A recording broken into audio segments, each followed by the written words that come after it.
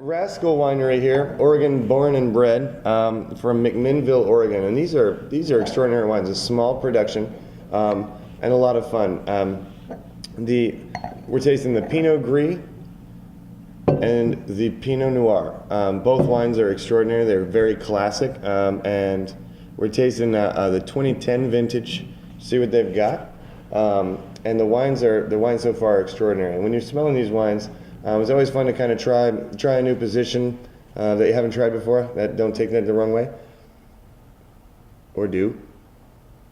But on the Pinot Gris, there's a honey note, and if you kind of give the wine a chance without swirling it or beating it up too much. Swirling is the most fun, but let the wine have a chance to kind of open up for you for the bouquet. You just have to find the right spot to smell some of the fun honeyed notes.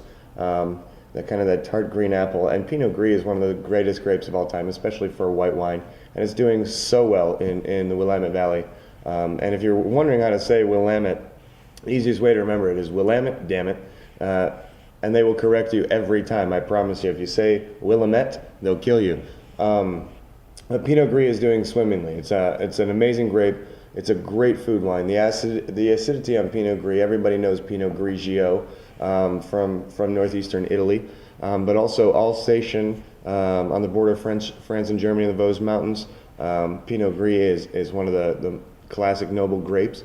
Also in, of course, Germany, Austria, in Australia, they do some wonderful things. But right now, I feel like one of the front runners in the up and coming exciting regions is the Willamette Valley for Pinot Gris. This is a great value wine. If you haven't had a Pinot Gris or a Pinot Grigio you're just kind of tired of, this is a totally different style.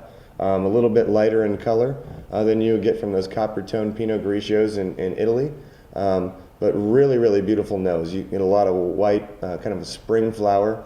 There's a lot of rich, clean minerality here, which is always great when you're thinking about food.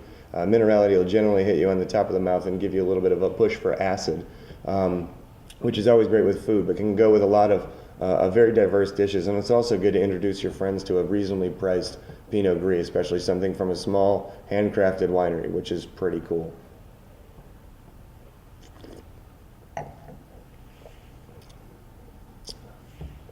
The wines have great balance, really, really generous mouthfeel. A little bit more in the style of an Alsatian Pinot Gris, but definitely Oregon fruit and great mouthfeel. Again, you can get these for around or under 10 to 12 bucks. Just a great value to have in your fridge, to have in your wine cellar, and show your friends a good time.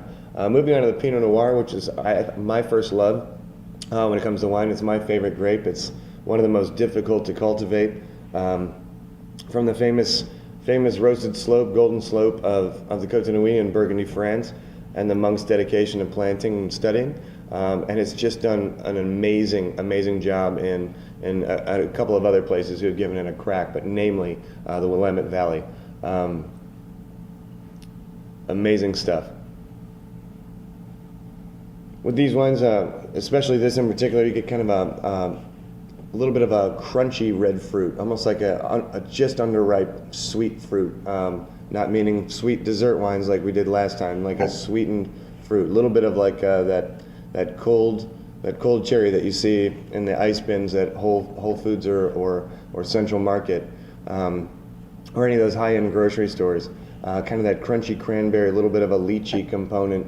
And there's a little bit of a peppered strawberry, but then you get into the earth components that Oregon has done such a wonderful job with balanced wines, and really they are dedicated to their terroir.